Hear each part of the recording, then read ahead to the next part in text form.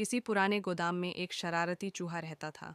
वह दिन भर इधर उधर दौड़ता, अनाज के बोरों को कुतरता और चीज़ों को खराब करता। गोदाम का मालिक उसकी शरारतों से बहुत परेशान था। उसने चूहे को रोकने के लिए एक तरकीब सोची। मालिक ने ज़मीन पर एक लंबी और सीधी लकीर खींच दी। उसने सोचा कि शायद चूहा इसे देखकर रुक जाएगा और इसे पार नहीं करेगा, लेकिन चूहा बहुत होशियार था। उसने लकीर को देखा, थोड़ा रुका और फिर आसानी से उसे पार कर गया। मालिक हैरान रह गया। अगले दिन मालिक ने लकीर को और गहरा और चौड़ा बना दिया। उसे लगा कि अब चूहा इसे पार नहीं कर सकेगा, लेकिन चूहे ने फिर से बिना किसी डर के लकीर को पार कर लिया। मालिक निराश हो गया और समझ नहीं पा रहा था कि इस समस्या का हल कैसे निकाले। फिर मालिक ने एक नई तरकीब निकाली। उसने एक मजबूत चूहेदानी रखी और उसमें स्वादिष्ट चीज़ का टुकड़ा रखा। चूहा वहां पहुंचा और जैसे ही उसने चीज़ खाने की कोशिश की, वह जाल में फंस गया। अब मालिक खुश था, क्योंकि उसने अपनी समस्या का हल निकाल लिया था। सिर्फ लकीर खींचने या सीमाएं बनाने से समस्याओं का हल नहीं निकलता। असली समाधान के लिए सही योजना और बुद्धिमानी की ज़रूरत होती है। एक छोटे से गांव में जैद नाम का एक लड़का रहता था।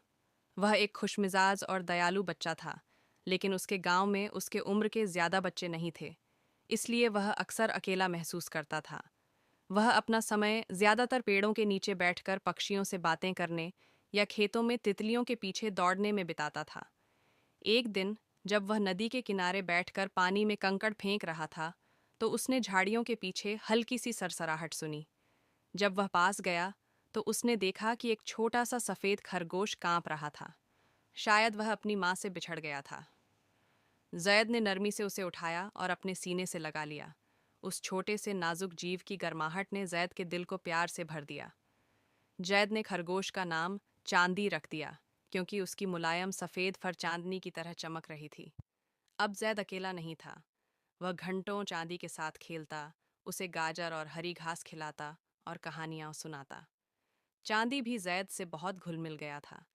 जब भी जैद उसे बुलाता, वह खुशी खुशी उसकी गोद में कूद पड़ता। दिन महीने में बदल गए और उनकी दोस्ती और गहरी हो गई। लेकिन एक दिन जैद ने देखा कि चांदी उदास था। वह ज्यादातर चुपचाप बैठा रहता और खाने में भी ज्यादा दिलचस्पी नहीं लेता था। जैद चिंतित हो गया। उसे एहसास हुआ कि शायद चांदी को अपनी दुनिया, अपनी आज़ादी और अपने जैसे अन्य खरगोशों की याद आ रही है। भारी दिल से जैद ने फैसला किया कि वह चांदी को वापस जंगल में छोड़ देगा।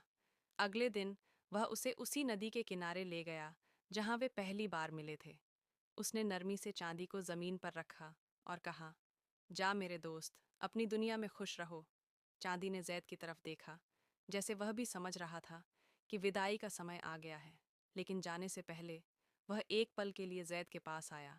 अपनी नन्ही सी नाक उसके हाथ पर रगड़ी, जैसे अलविदा कह रहा हो, और फिर झाड़ियों में गायब हो गया।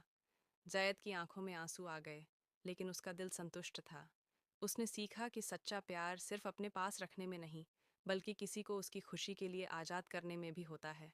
आज भी जब वह नदी के किनारे बैठता, तो उसे लगता जैसे चांदी कहीं पास से उसे देख रहा हो और वह मुस्कुरा देता।